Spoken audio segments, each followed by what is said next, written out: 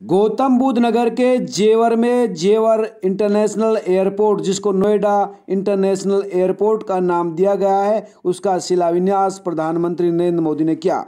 इस मौके पर प्रधानमंत्री मोदी ने जमकर राजनीतिक दलों पर भी निशाना साधा। मोदी ने कहा कि हमने पिछले 7 साल में जितना काम किया है वो ये बताता है कि हमारी सरकार विकास को लेकर किस तेजी से आगे बढ़ रही है। उनका कहना था कि पिछले राजनीतिक दलों ने तो जेवर एयरपोर्ट को बंद करने के लिए ही केंद्र को चिट्ठी लिख दी थी और हमने उत्तर प्रदेश के इस एयरपोर्ट के जरिए पूरे पश्चिम उत्तर प्रदेश के विकास की नई गाथा लिखने की कोशिश की है। उन्होंने जमकर इस मौके पर राजनीतिक दलों पर भी निशाना साधा। गौरतलब है कि उत्तर प्रदेश में अगले कुछ महीनों में चुनाव है और जिसको लेकर उत्तर प्रदेश के राजनीतिक दलों पर पीएम मोदी ने कटाक्ष किया है। साथियों, सुनिए प्रधानमंत्री ने क्या कहा। आजादी के 7 दशक बाद पहली बार उत्तर प्रदेश को वो मिलना शुरू हुआ है जिसका वो हमेशा से हकदार रहा है। डबल इंजन की सरकार के प्रयासों से आज उत्तर प्रदेश देश के सबसे कनेक्टेड क्षेत्र में परिवर्तित हो रहा है। यहां पश्चिमी यूपी में भी लाखों करोड़ रुपए के प्रोजेक्ट पर तेजी से काम चल रहा है। रैपिड रेल कॉरिडोर हो, एक्सप्रेस वे हो, मेट्रो कनेक्टिविटी हो, पूर्वी और पश्चिमी समंदर से यूपी को जोड़ने वाले डेडिकेटेड फ्रेट कॉरिडोर हो, ये आधुनिक होते उत्तर प्रदेश की नई पहचान बन रहे हैं। आजादी के इतने सालों तक तो उत्तर प्रदेश को ताने सुनने के लिए मजबूर कर दिया गया था। कभी गरीबी के ताने, कभी जात पात की राजनीति के ताने, कभी हजारों करोड़ रुपयों के घोटालों के ताने, कभी खराब सड़कों के ताने, कभी उद्योगों के अभाव के ताने, कभी ठप पड़े विकास के ताने, कभी अपराधी माफिया और राजनीति के गठजोड़ के ताने। यूपी के कोटि कोटि सामर्थ्यवान लोगों का यही सवाल था कि क्या वाकई कभी यूपी की एक सकारात्मक छवि बन पाएगी कि नहीं बन पाएगी। भाइयों बहनों, पहले की सरकारों ने जिस उत्तर प्रदेश को अभाव और अंधकार में बनाए रखा, पहले की सरकारों ने जिस उत्तर प्रदेश को हमेशा झूठे सपने दिखाए, वही उत्तर प्रदेश आज राष्ट्रीय ही नहीं अंतर्राष्ट्रीय छाप छोड़ रहा है। आज यूपी में अंतर्राष्ट्रीय स्तर के मेडिकल संस्थान बन रहे हैं। आज यूपी में अंतर्राष्ट्रीय स्तर के शिक्षण संस्थान बन रहे हैं।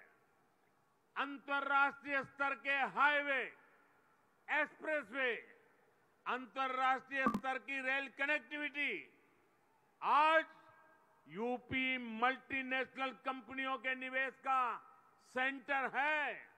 ये सब कुछ आज हमारे यूपी में हो रहा है। इसलिए ही आज देश और दुनिया के निवेशक कहते हैं, उत्तर प्रदेश यानी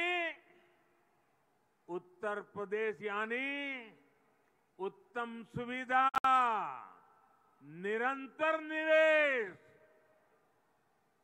यूपी की इसी अंतर्राष्ट्रीय पहचान को, यूपी की इंटरनेशनल एयर कनेक्टिविटी नए आयाम दे रही है।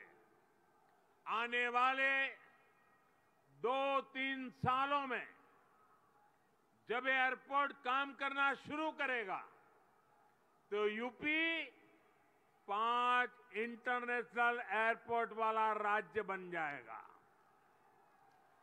साथियों, यूपी में और केंद्र में पहले जो सरकारें रही, उन्होंने कैसे पश्चिमी उत्तर प्रदेश के विकास को नजरअंदाज किया, उसका एक उदाहरण ये जेवर एयरपोर्ट भी है। 2 दशक पहले यूपी की भाजपा सरकार ने इस प्रोजेक्ट का सपना देखा था, लेकिन बाद में ये एयरपोर्ट अनेक सालों तक दिल्ली और लखनऊ में पहले जो सरकारें रही, उनकी खींचतान में उलझा रहा।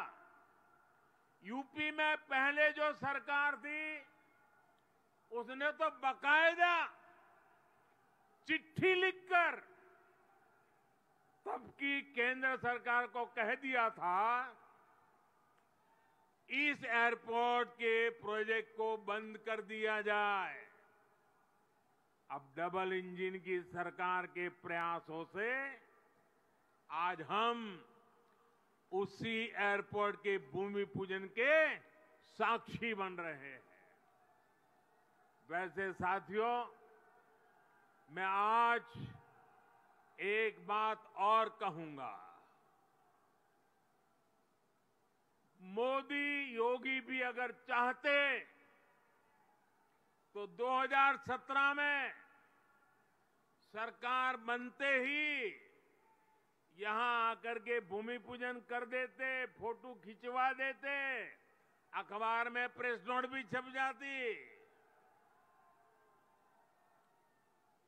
और अगर ऐसा हम करते तो पहले की सरकारों की आदत होने के कारण हम कुछ गलत कर रहे हैं ऐसा भी लोगों को नहीं लगता। पहले राजनीतिक लाभ के लिए आनन फानन में रेवड़ियों की तरह इंफ्रास्ट्रक्चर प्रोजेक्ट की घोषणाएं होती थी, कागजों पर लकीरें खींच दी जाती थी, लेकिन प्रोजेक्ट्स जमीन पर कैसे उतरेंगे, अड़चनों को दूर कैसे करेंगे, धन का प्रबंध कहां से करेंगे, इस पर विचार ही नहीं होता था। इस कारण से प्रोजेक्ट्स दशकों तक तैयार नहीं होते थे, घोषणा हो जाती थी। प्रोजेक्ट की लागत कई गुना बढ़ जाती थी, फिर बहानेबाजी शुरू होती थी, देरी का ठिकरा दूसरों पर फोड़ने की कसरत होती थी। लेकिन हमने ऐसा नहीं किया, क्योंकि इंफ्रास्ट्रक्चर हमारे लिए राजनीति का नहीं बल्कि राष्ट्र नीति का हिस्सा है, भारत के उज्जवल भविष्य की एक जिम्मेवारी है।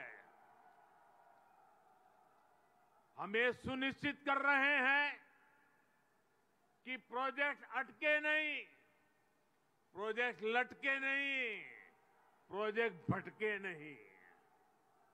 हम ये सुनिश्चित करने का प्रयास करते हैं कि तय समय के भीतर ही इंफ्रास्ट्रक्चर का काम पूरा किया जाए।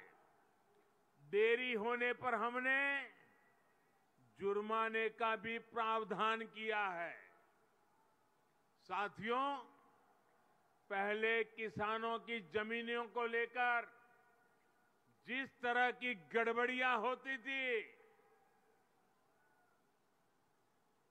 उसे वो भी प्रोजेक्ट की देरी में बहुत बड़ा रोड़ा बन जाती थी।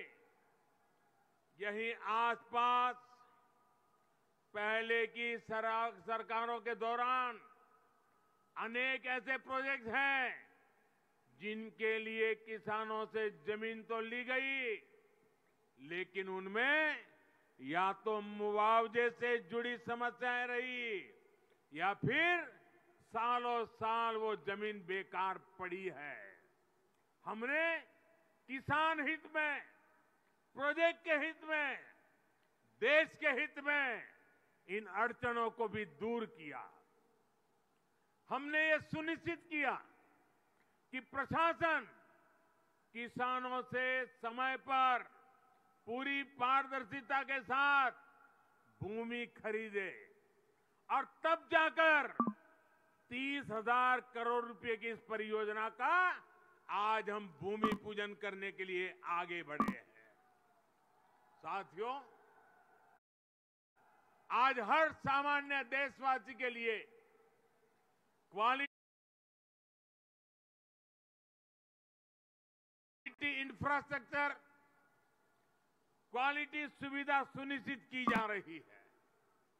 देश का आम नागरिक हवाई सफर कर सके, ये सपना भी आज उड़ान योजना ने सच कर दिखाया है।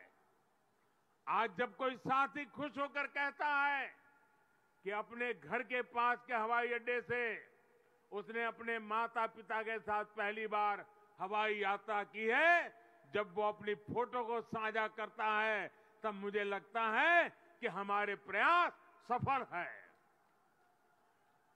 मुझे खुशी है, अकेले यूपी में ही बीते वर्षों में 8 एयरपोर्ट से फ्लाइट शुरू हो चुकी है, कई पर अभी भी काम चल रहा है।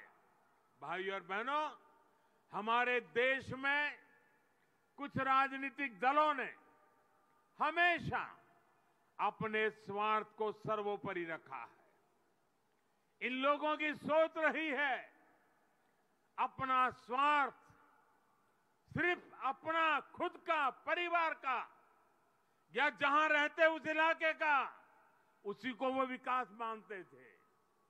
जबकि हम राष्ट्र प्रथम, नेशन फर्स्ट की भावना पर चलते हैं। सबका साथ, सबका विकास, सबका विश्वास, सबका प्रयास, यही हमारा मंत्र है। यूपी के लोग गवाह हैं, देश के लोग गवाह हैं। बीते कुछ हफ्तों में कुछ राजनीतिक दलों द्वारा किस तरह की राजनीति हुई, लेकिन भारत विकास के रास्ते से नहीं हटा। कुछ समय पहले ही भारत ने 100 करोड़ वैक्सीन डोज से कठिन पड़ाव को पार कर गया है। इसी महीने की शुरुआत में भारत ने वर्ष 2070 तक नेट जीरो के लक्ष्य का ऐलान किया है। कुछ समय पहले ही कुशीनगर में इंटरनेशनल एयरपोर्ट का लोकार्पण किया गया। यूपी में ही एक साथ 9 मेडिकल कॉलेज की शुरुआत करके